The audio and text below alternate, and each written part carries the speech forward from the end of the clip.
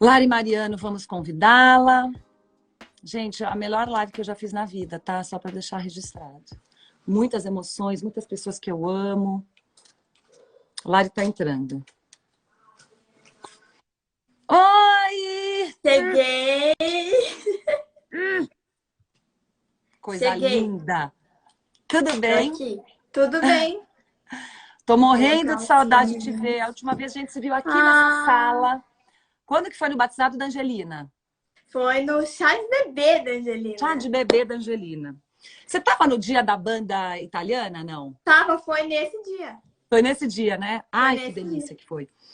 Bom, gente, essa é a Lari Mariano, minha querida, linda amiga. Bom, primeiro fã, vamos deixar registrado, porque tudo Primeiríssimo começou e de com sempre para fã. sempre, não é mesmo?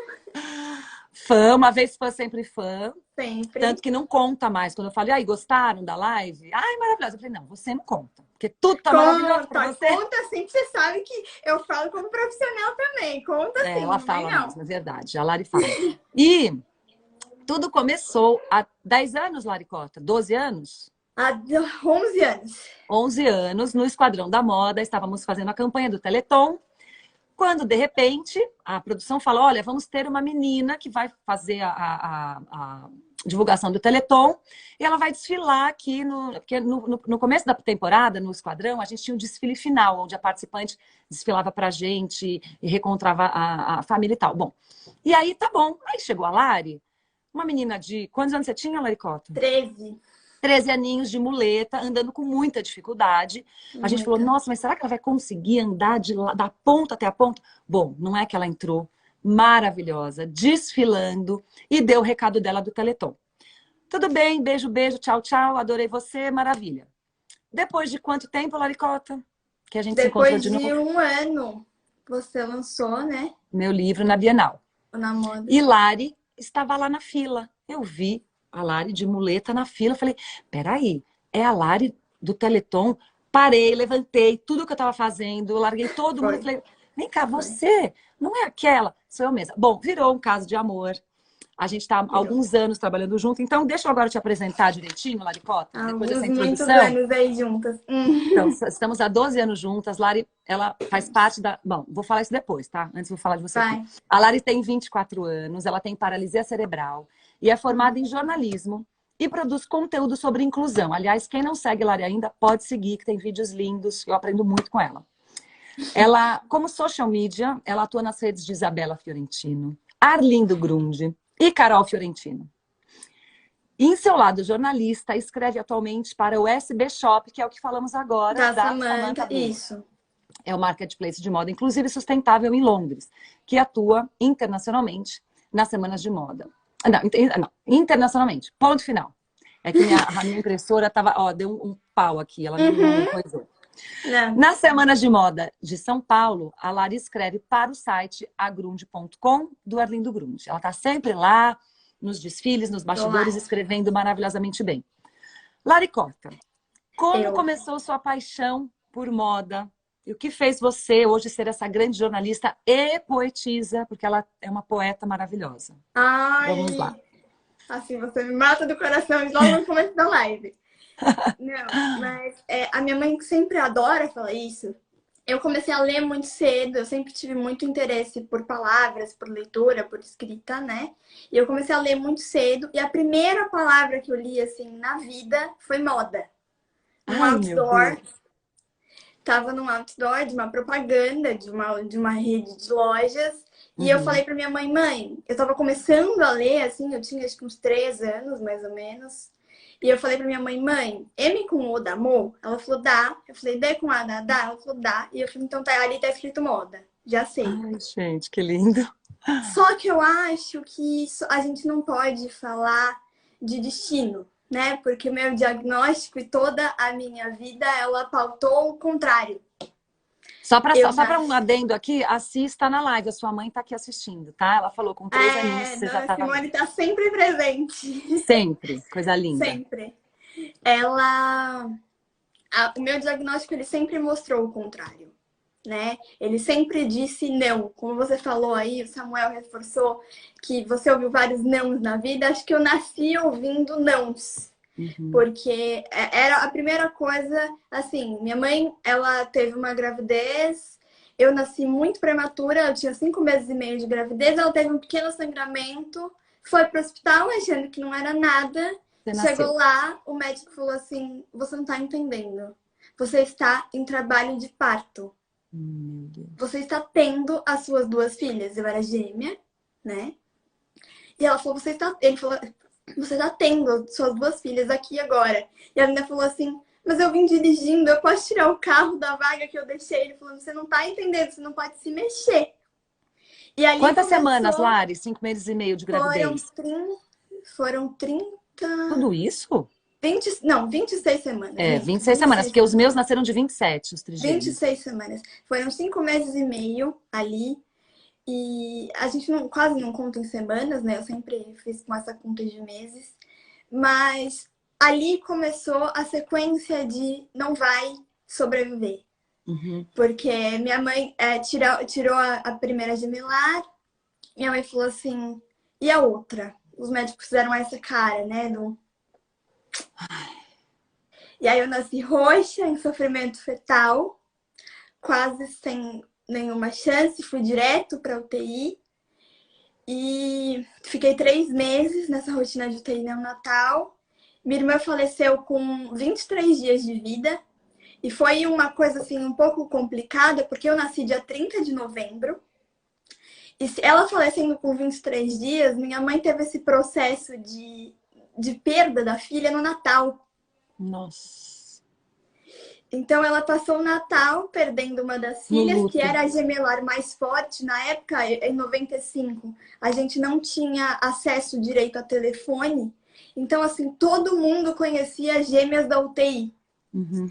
Então, quando minha mãe chegou no hospital para visita, que ela não tinha noção de que uma das gêmeas tinha ido embora, tava todo mundo triste, desde os seguranças, as enfermeiras, todo mundo. Porque era aquela coisa, ai, meu filho tá com algum problema, não reclama que você não viu as gêmeas da UTI. Olha, Nossa. meu filho tá com icterícia, olha, não reclama porque você não viu as gêmeas da UTI. E aí chegou e minha mãe falou assim, não, mas a gemelar, ela tava aqui, tava nesse bercinho. Minha mãe... Aí a enfermeira falou pra ela, mãe, a gemelar que foi a óbito foi a Samantha, a gemelar mais forte. E aí essa memória me dá até um pouco de emoção, assim, me desestabiliza um pouco, porque ela fala que nitidamente ela lembra dessa cena, de que ela pegou uma cadeira, ela sentou e ela falou, eu tive 2 filhas e eu vou perder as 2. Ela tinha certeza que você não ia conseguir. Ela tinha Porque fé dela você de que devia eu ser ia muito conseguir. pequenininha. Ela sempre soube de que eu ia conseguir. Eu era muito pequena, eu tinha 810 gramas. Eu Cheguei a sei. pesar 680 e 33 centímetros. Muito pequena mesmo. O E meu menor, assim, o Nicolas, chegou a pesar 700 gramas. É uma coisa que você acha que como que vai não virar um dá. bebezão, né? E ela tinha na fé dela, assim, certeza de que ela falou, não, eu tenho uma filha e eu vou lutar pela filha que ficou. E uma semana depois do falecimento da minha irmã, eu peguei uma infecção generalizada.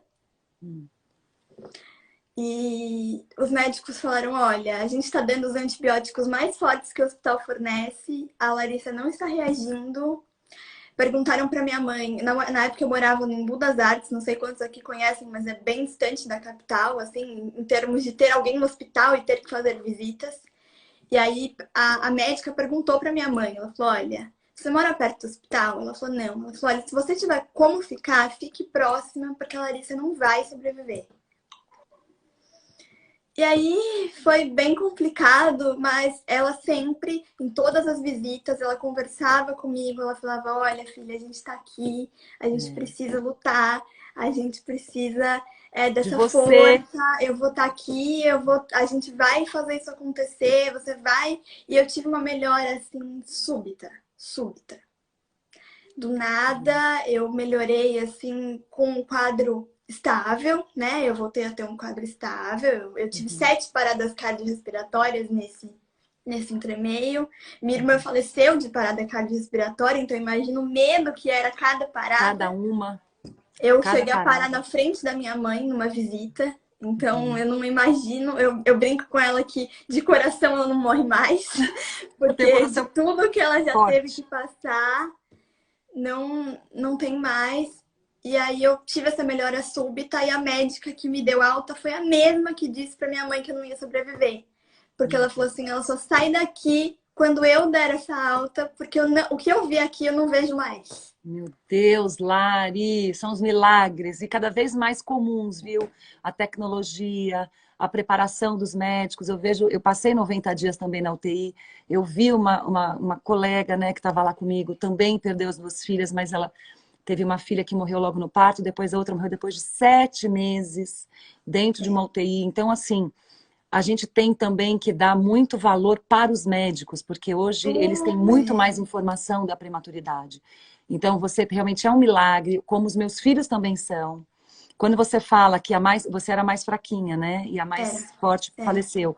O Lorenzo também, sabia? Ele era o mais pesado, ele nasceu com 1,2 kg. Então ele teve esse probleminha.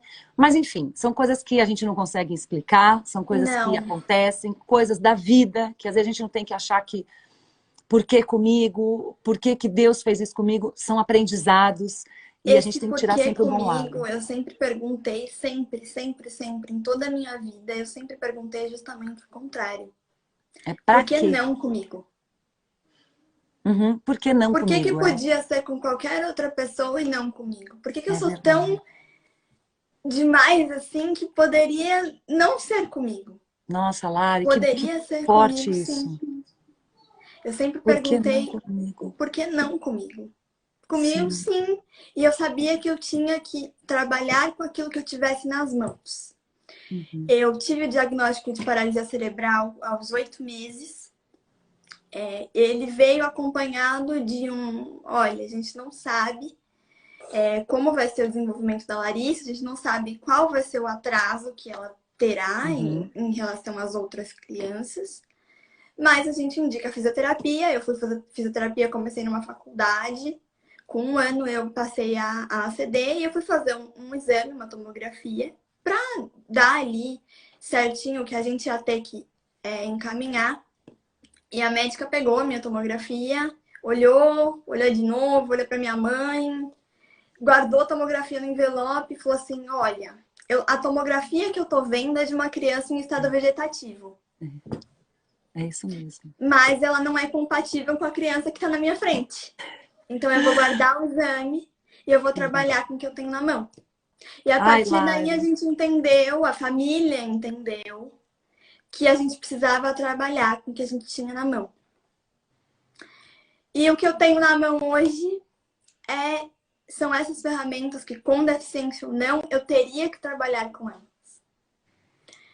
Então, a minha deficiência ela é só uma característica para mim hoje. Ela não é um fator limitante, jamais seria. Você falou dos textos, eu escrevo muito, né? Acho que é uma das coisas que eu mais faço na vida é escrever. E eu brinco que a gente fala tanto de paralisia cerebral, mas a paralisia não pode paralisar a vida, né? A gente não pode parar e achar que acabou ali e que a gente não tem mais para onde correr, para onde evoluir. Tem sim. A gente trocou muita figurinha nessa vida. Eu vou ser o Lô. Você é uma inspiração, Lari. Você então é a muito gente inspiração. sabe que tem para onde ir, sim. E eu quero muito você pertinho da gente, porque você tem todo o seu jeitinho para conversar com ele, para falar que você já usou o andador que ele usa, falar que você usa a órtese a mesma que a dele. Então, tudo isso, ele vê que tem alguém parecido com ele também, né? E eu sempre vou te agradecer demais por isso. Imagina, Lari, Bela. Acho que isso é representatividade, né? Isso. Ele vê que ele não ele não é o único. Ele não é o único, é isso mesmo. Agora, quando você falou da tomografia, aconteceu comigo também, sabia? A mesma coisa. Um neuro, não sei se foi um neuro, olhou, falou a tomo, falou, nossa, essa tomo não parece ser desse menino, né? Porque ele teve um sangramento grande na cabecinha. E é isso, quando os pais acreditam, você vai até o fim do mundo para encontrar meios para o seu filho desenvolver. E eu faço isso, né? Eu vou atrás de tudo, tento tudo. E descobri muito também, Lari, que às vezes a gente tem a impressão de que tudo que vem de fora do Brasil é melhor. Não. As terapeutas brasileiras são maravilhosas. Então, Equipamento, né, reabilitação é mais complicado. Material é um pouco melhor fora e tal, mas aqui no Brasil a gente está muito bem servido. A ACD é simplesmente é maravilhosa. sensacional, é um lugar Sensacional. Eles fazem referência. cirurgias, os médicos mais respeitados do mundo. Sim. Então, assim, mães têm muito essa coisa de que fear of missing out, né? Então, assim, você está no Brasil, mas você quer saber tudo que está rolando fora. Então, assim, pesquisa e tal, é legal. Mas a gente está muito bem servido aqui também. Sim, Agora, bom, a Lari, completamente. como eu falei, ela é jornalista. E a minha pergunta, Larizinha, é o seguinte, que antes de entrar no mercado de trabalho, como é que foi para você esse processo de formação acadêmica? Você acredita que as universidades elas estão preparadas para receber deficientes físicos? Como foi para Bela, você? é uma questão complicada porque a acessibilidade ela não é só física. A gente fala muito de uma acessibilidade atitudinal, que eu acho que é a primeira e a primordial de todas. Então, assim, eu não Acessibilidade, posso... o quê? Atitudinal, que é a Atitudinal. acessibilidade da O que quer atitude. dizer isso? É a acessibilidade da atitude, é o trato que a pessoa tem com a pessoa com Tá. deficiência. Como ela vai ver a pessoa com deficiência, como ela vai tratar, como ela vai lidar com aquela situação. E para chegar na faculdade, é um caminho muito extenso de escolas e de pessoas que vão ter que analisar o seu caso, porque foi complicado desde o momento em que eu soube que eu tinha uma paralisia cerebral até o momento em que eu entrei na faculdade. Para entrar numa escola, eu recebi da ACD um laudo, um diagnóstico de que o meu cérebro ele tinha capacidade completa e totalmente de frequentar uma escola regular. Então disseram, olha, ela não vai frequentar uma escola que tenha educação especial, com necessidades mais adequadas, porque ela tem condições de acompanhar o ensino regular. E foi uma luta para encontrar. Porque as escolas, você não recebe o não na cara, você recebe o não Nas velado. entrelinhas. Você recebe aquele não velado. E a minha mãe sempre me levava nas escolas para ver, para falar, e ela sempre saía chorando muito, porque diziam: ah, a gente não tem mais vaga, ai, a gente entendeu a série errada, ou ai, a gente não tem estrutura para receber a Larissa. E hoje é lei, né? Hoje nenhuma Hoje é escola pode lei. negar a Na matrícula. época, ela chegou a procurar a delegacia de ensino e disseram que as escolas públicas tinham obrigatoriedade de receber e as escolas particulares não.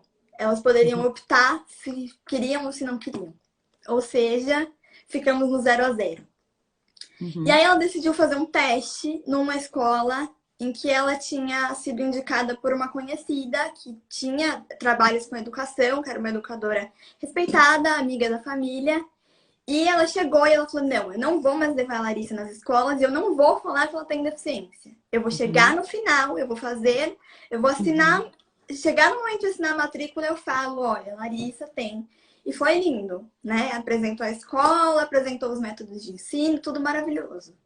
Chegou no momento que ela falou, olha, a Larissa tem um porém, ela tem uma deficiência física, ela anda com auxílio de andador, na época era um andador, ela tem essa especificidade, ela precisa sentar na frente, e é isso. Eram coisas muito básicas. E aí essa pessoa responsável falou para minha mãe assim, em respeito à pessoa que te indicou, em consideração a ela, eu posso pensar? E aí minha mãe falou, não, se você precisa pensar, para mim não serve. Então esse caminho em que você busca uma educação para ter educação social, eu acho que a acessibilidade ela é uma questão extremamente educacional. É nesse ponto em que você vê que as crianças não eram e ainda não são tanto. Hoje isso está um pouco mais expansível, porque a gente tem muitos meios de falar sobre isso, de ouvir sobre isso, mas que as crianças não aprendem sobre. Não é naturalizado desde sempre. E a gente procurou a educação. A gente procurou um colégio, que era uma chácara, não tinha nenhuma acessibilidade física. Mas a diretora desse colégio, a quem eu agradeço toda a minha educação a partir daí, falou para minha mãe: eu não me importo que a gente não tenha acessibilidade física, a gente vai acolher a Larissa. E eles me receberam eles construíram toda aquela acessibilidade junto comigo. Uhum. Então, o que era que a Larissa precisava? A Larissa teve. Os colegas de turma entenderam a inclusão no dia a dia, eles viveram aquilo. A gente teve que criar o ajudante da Larissa da semana. Porque era uma Todo mundo queria guerra. ser. Todo mundo queria carregar o andador, todo mundo queria carregar a mochila, todo mundo queria dar a mão. Era uma guerra. E aí que a gente entende que precisa ser educacional. É por isso que desde sempre, eu sempre brinco muito, eu falo muito isso, de que a inclusão ela precisa ser uma via de mão dupla, sim. Não adianta eu, Larissa, com deficiência, ou Samuel, ou a Jorge, ou a Samantha, que estiveram aqui, ou qualquer outra pessoa com deficiência, cobrar acessibilidade se a gente não se disponibilizar a educar a sociedade que está aí. A dar informação. Foi por isso que eu escolhi comunicação. E esse caminho foi árduo até a faculdade. Depois, quando você está numa escola, você está inserido num círculo social, acaba sendo um espelho, né, Bela? A forma como eu me vejo reflete na forma como o outro me vê.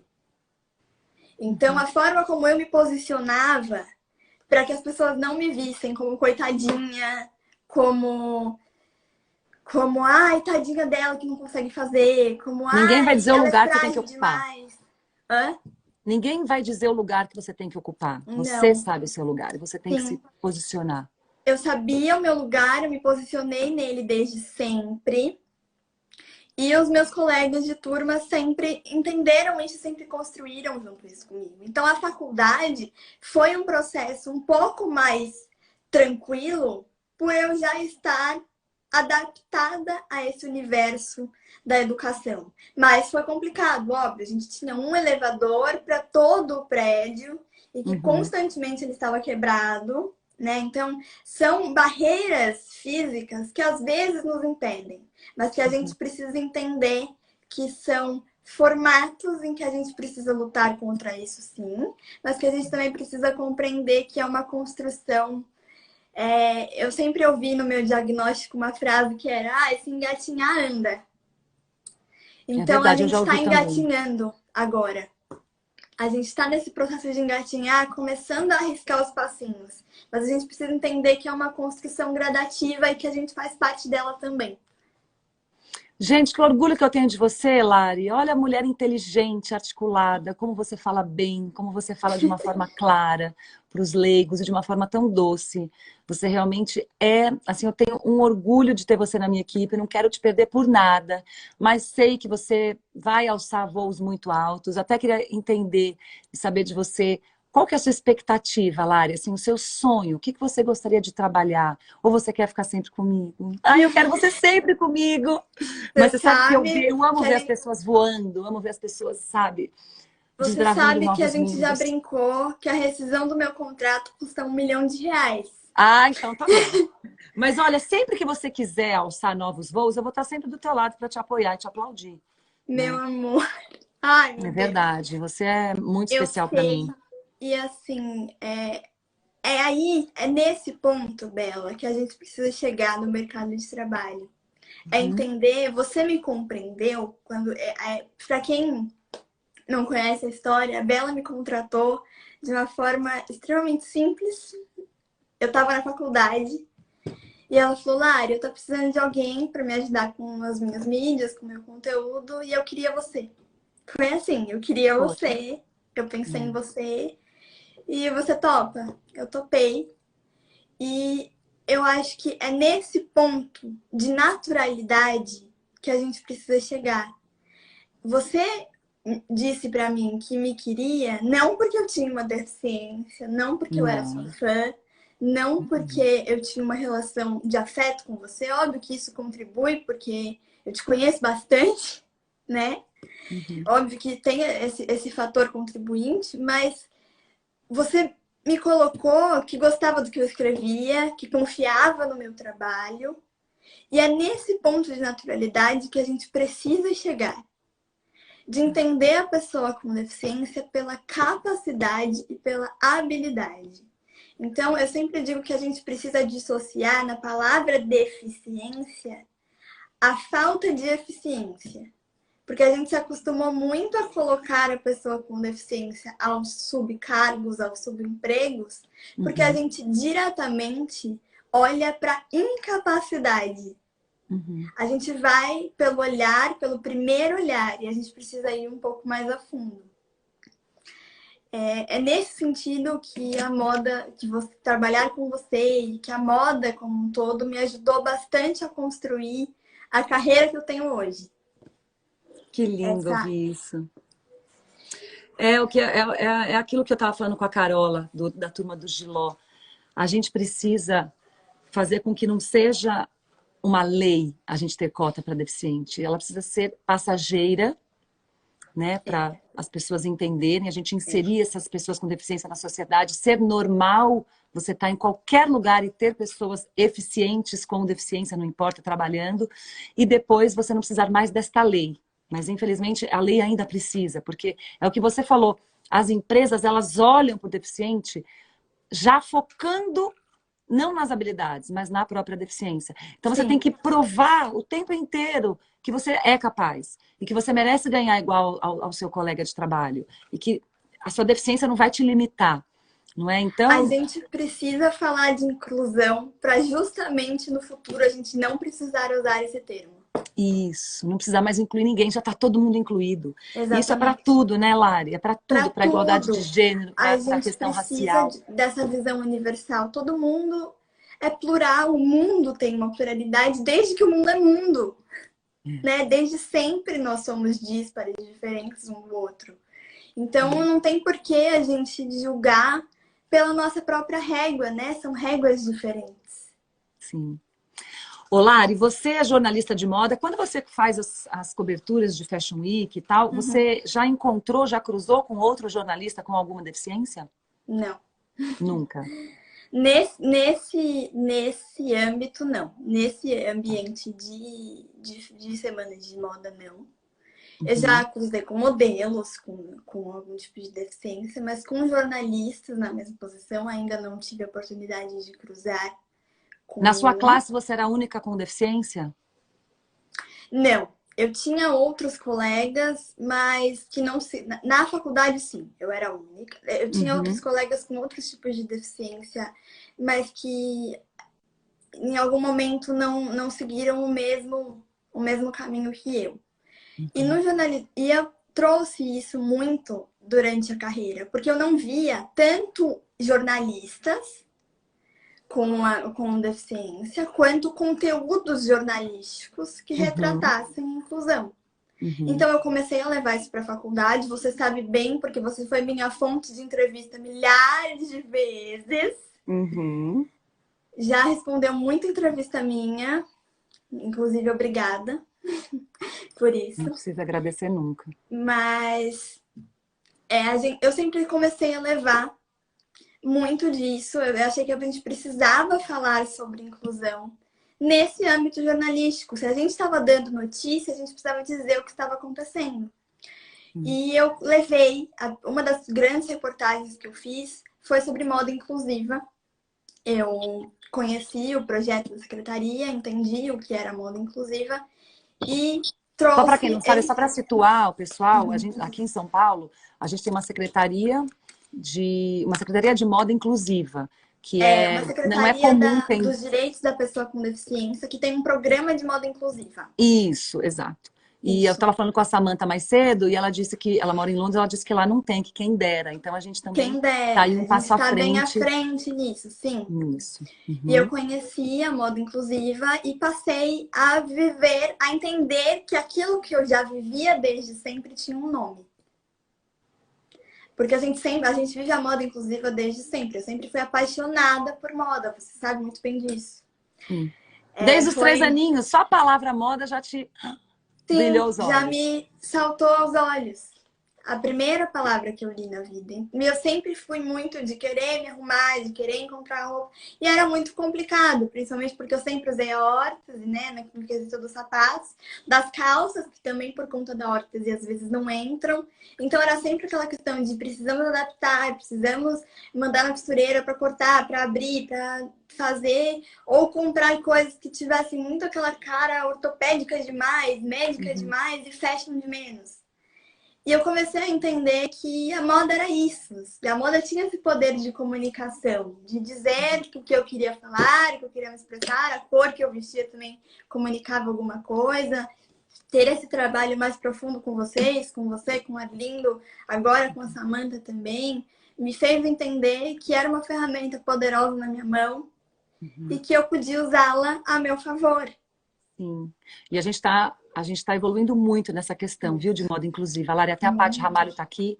Ela é uma grande diretora de desfiles e pode ajudar muito a gente nisso. Lari, você gosta de moda, é jornalista de moda and modelo, porque você desfilou. Como é que foi essa experiência de desfilar para Andresa Salomone, com aquele desfile lindo que o Pazeto fez, mas assim, tão maravilhoso. Eu fiz uma live com ele e falamos desse desfile. Sim, né, da eu tava importância de nessa eventos como live esse. maravilhosa, sim. Bom, que live eu não estou, né? Você tá em todas. Tô. Mas esse desfile, assim, zero palavras. Primeiro porque o meu sonho era ver a Isabela que vos fala numa passarela. Porque eu era super fã e eu nunca tinha visto Bela desfilar. E aí eu cheguei com a bomba no meu colo de que Isabela Fiorentino tinha pedido para desfilar comigo. E aí eu pensei, meu Deus do céu. Quero entrar com Lari na passarela, minha gente. Senão não piso nessa passarela. E agora? Não, nem precisei pedir. Já amaram a ideia. E aí fomos... Na verdade, foi um convite duplo, né? Eu tinha te convidado, você já tinha indicado meu nome e a gente já estava ali alinhado sem saber. Isso. E esse desfile foi a personificação daquilo que eu sempre acreditei, do universal. Porque você vestiu uma roupa inclusiva, um moletom em que as mangas eram retiráveis para quem tivesse uma amputação, em que tinha uma abertura aqui, por exemplo, para quem tivesse que tirar por cima ou por baixo da forma com que aquilo fosse mais fácil. E aquilo era fashion. Tinha brilho, tinha pelo fashion, tinha a modelagem atual, tinha toda uma questão pensando em moda. E era algo que eu não costumava ver, mesmo em moda inclusiva. Porque a gente focou muito... A moda inclusiva ela tem 3 pilares, né? Que são a ergonomia, a autonomia e a acessibilidade de vestimenta. Então, a gente não via esses 3 pilares acontecendo numa peça, numa coleção, num estilista. A gente não via essa consciência coletiva para acontecer numa coleção. E quando ela veio com nomes tão fortes, solidificando isso, foi incrível. Entrar com você na passarela, não preciso nem dizer, né? Eu lembro que no meio da passarela você me perguntou: está emocionado? E eu olhei para você com os olhos quase cheios de lágrimas. E eu falei, eu só preciso continuar, senão eu vou desabar aqui no meio. Ai, foi tão linda, eu fiquei muito emocionada também. Nossa, é porque você é meio uma cria minha, né, Lari? Então eu fico muito feliz em ver você assim, alçada e tal. Ô, Laricota, você enfrentou alguns obstáculos assim no mercado de trabalho? E quais foram eles?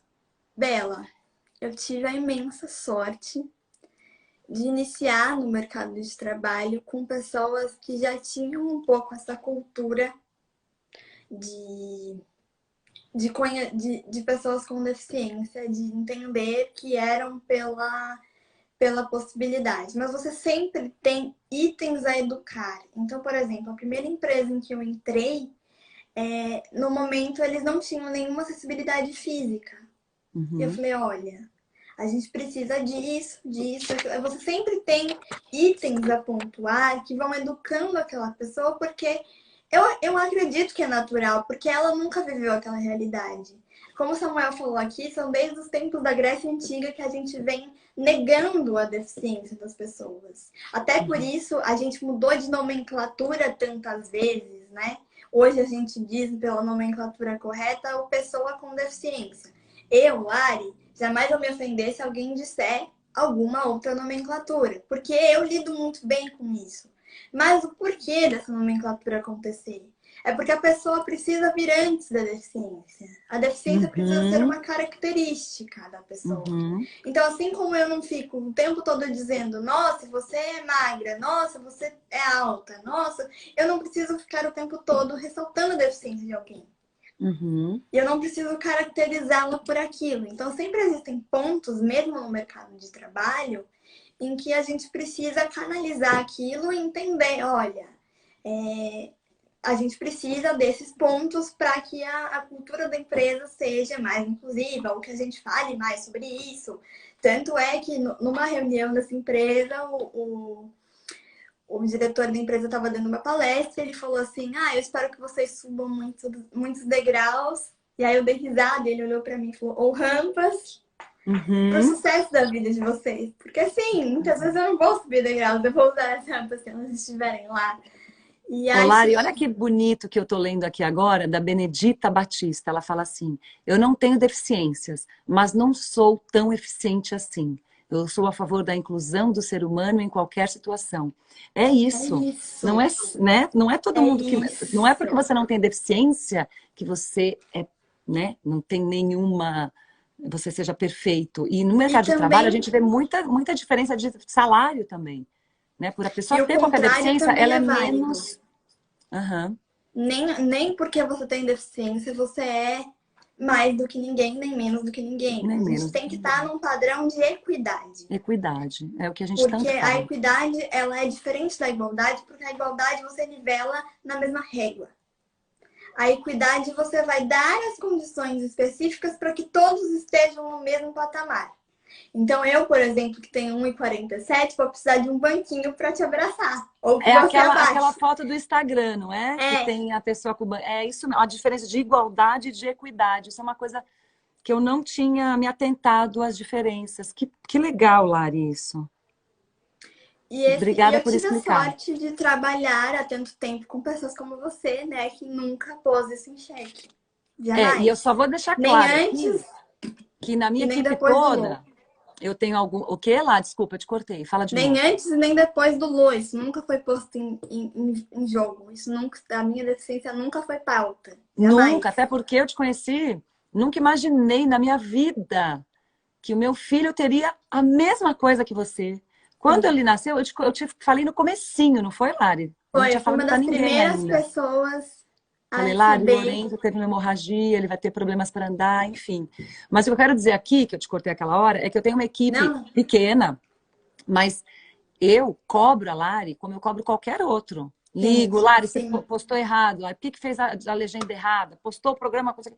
Eu dou, porque assim, você é igual. Você não é café com leite, a mesma coisa que eu filho aqui em casa. O Lorenzo... Tem que ser bronca, tem que ter, gente. Mas eu acho que tá super certo. E eu lido com isso de forma humana, porque todo mundo vai errar, todo mundo vai ter um momento ali em que não foi... Eu sempre falo, não, Bela, cobre mesmo, porque precisa, não é? E aí teve um dia que eu te falei, Lari, calma, é só fazer com calma que as coisas dão certo. Você falou, verdade, porque às vezes você quer fazer, né, rápido, pum, aí você atropela. Tá, eu sou rainha disso. Eu edito qualquer coisa no Instagram que eu coloque, você vai estar lá, editado, tá hora. Porque eu vou tão na foita, aí eu erro pontuação, aí esqueço de marcar. E aí que a gente tem que estar sempre atenta também, de chegar lá e falar, Bela, olha, editei isso aqui, olha, fiz. A Lari às vezes vai e edita. Bela, você esqueceu a vírgula, esqueceu a... E aí, a Lari tá por trás. Com essa, eu tô sempre lá por trás, gente. Vocês não me veem, mas agora eu tô... Tudo é a Lari, tudo é a Lari. Aliás, nós vamos fazer essa live, vamos deixar gravada. Eu não sei como é que até agora não caiu. Nós estamos desde as 6 da tarde, meu povo. Estamos há 2h15 conversando. Nós vamos fazer a live com a legenda para as pessoas com deficiência auditiva poderem acompanhar. Vamos legendar essa live. Eu fiz essa live no meu celular, Lari, que eu te falei que acho que está atualizado, para tentar só salvar, te mando e você posta com a legenda depois. Então lá não vai ficar live. Ótimo. Ah, não, eu vou salvar agora só no IGTV e depois você posta de Salva. novo, apaga. Isso. Depois a gente publica com legenda. Isso. Isso. Ou será Tá? que não? Ou será que a gente espera? Não, pode salvar e depois a gente Tá, troca assim que a legenda ficar pronta. tá bom. Tá? Laricota, mais alguma coisa que você queira falar, que você queira divulgar? Acho que assim, muito do que eu queria dizer eu já disse. Mas eu acho que a gente precisa, eu como comunicadora, como jornalista, acredito muito na força do diálogo. Eu falei isso nos vídeos que eu fiz, que você assistiu, inclusive. E eu acredito muito na força da gente dialogar, da gente abrir espaço, como você está fazendo aqui hoje, da gente falar sobre o tema de uma forma leve. Não tragam isso como algo pesado, como um fardo. Uhum. Ninguém porta uma deficiência como se ela fosse um fardo. Ninguém nasce com uma deficiência porque ela é algo complicadíssimo de viver. Ela é algo possível e ter essa representatividade, como a Samantha falou aqui do desafio, por exemplo, que a gente trouxe das pessoas com deficiência nas capas de revista. A gente teve comentários de pessoas que construíram a autoestima a partir daquilo. Porque elas se sentiram vistas, elas Isso. sentiram que elas existiam naquele momento. Então a gente precisa abrir esse diálogo de forma natural. Eu até brinquei no primeiro contato que eu tive com alguns amigos, que a maioria das pessoas, quando derruba a muleta, fica aquela coisa do ai meu Deus, desculpa, desculpa, desculpa que eu derrubei. E eu falo, gente, relaxa, isso acontece o tempo todo. E Uhum. aí tá feito, a gente quebrou o gelo, a gente Uhum. falou de uma coisa que envolve a deficiência, mas que não é a deficiência como um todo. A gente tem inúmeros outros temas para abordar e que a gente Uhum. fale sobre isso de uma forma leve, de uma forma descomplicada, que a gente pergunte sim, que a gente não tenha medo de perguntar. Pessoas Uhum. que não vão querer responder, a gente vai encontrar em qualquer lugar, assim como a gente tem, como tem gente que detesta falar a idade, É, a gente também verdade. pode ter muita gente que detesta falar sobre a deficiência, mas eu acho que a Uhum. gente precisa falar sobre isso, a gente precisa tirar as dúvidas, porque eu entendo que são dúvidas pertinentes. E Uhum. como você falou do escolar, das crianças, um apelo aos pais: tirem as dúvidas das suas crianças. Isso. É o meu apelo Porque sempre. eu vi muita criança perguntando, ai, o que que ela tem? E aí ver aquela pessoa, não pergunta, não fica olhando, Uhum. não Uhum. faz, pergunta, olha, tira dúvida, porque isso é incluir, é você dar informação no mesmo nível para todas as pessoas. É Até que a isso gente não mesmo. precise mais falar disso, nem usar esse termo e nem fazer nada do que a gente está fazendo aqui. Que essa conversa seja cada vez mais corriqueira, mais forte e mais natural. É isso. É isso, Lari. Você é tão maravilhosa. E essa coisa de você estar dando essa dica para as mães, já aconteceu várias vezes, de crianças naquela pureza, olhar para o meu filho, ficar olhando. Aí eu já percebo, eu falo, vai vir alguma coisa aí, deixa eu esperar. Uhum, Tia, quantos anos ele tem? 9. Mas 9, mas ele não anda ainda? Aí não. Não falo mais nada, eu espero a pessoa ir perguntando. E eu uhum. vou tirando as dúvidas. Aí eu falo, conversa com ele, sabe? Fala com ele. E aí, às vezes, as mães, não fala, fica quieta. Não pode, deixa a criança falar, porque vai ser mais normal. Ela perguntou do meu filho, vai encontrar outro, pode perguntar de novo. Ela vai se acostumar, E né, com mesmo as que você seja diferentes. adulto, né? Se você não teve essa construção de não saber, tem uma amiga que falou pra mim, Lari, eu nunca perguntei, porque sempre me disseram que eu não podia perguntar. E você veio me É, dizer que eu podia. é E isso mesmo. perguntem, tirem as dúvidas, Perguntem. porque é só assim que a gente vai conseguir construir a naturalidade. Você Eu não tenho uma consegue. dica, Lari. Diga. Não se aproximem de pessoas com deficiência como se elas fossem crianças. Eu digo adultos já. A Lari tem essa carinha de anjo, mas ela é uma menina já de 24 anos, uma mulher. E eu sei Uhum. que pessoas com deficiência se incomodam muito dessa infantilização na Sim, linguagem da pessoa típica para a criança com deficiência, ou para a pessoa com sim, deficiência. Então, muito. falar de igual para igual. Falem de igual para igual, mas não tenham medo de perguntar em hipótese nenhuma. Perguntem, abram. façam desse diálogo acessível. Eu acho que a gente precisa ser acessível também em responder esses questionamentos, porque a gente conhece da vida, a gente sabe como é fazer determinadas coisas, como é sentir determinadas coisas que ninguém vai responder. Uhum. E eu acho que esse diálogo precisa realmente existir, que a gente precisa tirar as dúvidas, porque a gente não consegue ser natural com algo que a gente não conhece e não conviva. O desconhecido é sempre medonho, sempre dá uma certa estranheza. E é isso que a gente precisa perder, esse medo. Pessoas com deficiência não precisam causar medo, elas precisam causar essa empatia. Sensação de naturalidade. É como eu digo para as pessoas que perguntem para mim. Aliás, se vocês quiserem me perguntar, se vocês não quiserem perguntar aqui em público, pode perguntar que eu estou super disponível. Mas perguntem e apliquem as suas respostas. Eu sei que muitos vão sair daqui, quem assistiu essa live, completa ou não, vão sair daqui e vão reparar que amanhã, enquanto eles forem, sei lá, assistir procurar alguma coisa no Instagram, eles vão ver que aí existe uma pessoa com deficiência. Porque você repara muito mais naquilo que você percebeu que existe. Uhum. Verdade. Então, tornar isso natural. Olha, eu deixei os comentários ligados porque enquanto eu falo com você, eu quero ler, tem comentários lindos. Eu queria agradecer todo mundo que está aqui. Uma pessoa, 4 pelo mundo, falou que estava andando e uma pessoa perguntou: mamãe, o que é aquela pessoa com aquele lápis gigante? Era bengala. Olha que legal. E conversar mesmo. Queria dar um beijo, então, para Camila Wright, que está aqui, que já falou várias coisas bonitas. Samuel está aqui até agora. Vocês devem estar cansados de me ouvir, mas eu falei bem pouquinho hoje. Eu quis ficar bem quietinha, porque esses convidados não precisa nem de mediadora, né? Vocês poderiam estar... Samantha está aqui. Samantha está 5 horas para frente, coitado. Deve estar cansada. Está acordada. 20 para ela, mas está aqui, firme e forte. Normalizar. Parabéns. Normalizar, é isso. É isso aí. Gente, Olara, eu tô pensando o seguinte, quando a gente for salvar live, você acha que a gente salva 4 lives diferentes para não ficar 2h20? Podemos fazer Vamos isso. fazer? A gente posta cada convidado uma live separada. Eu acho que vai ser mais legal. E eu aconselho todos a assistirem todas, porque foi muito lindo. Melhor live que eu já fiz, gente. Sério, amei.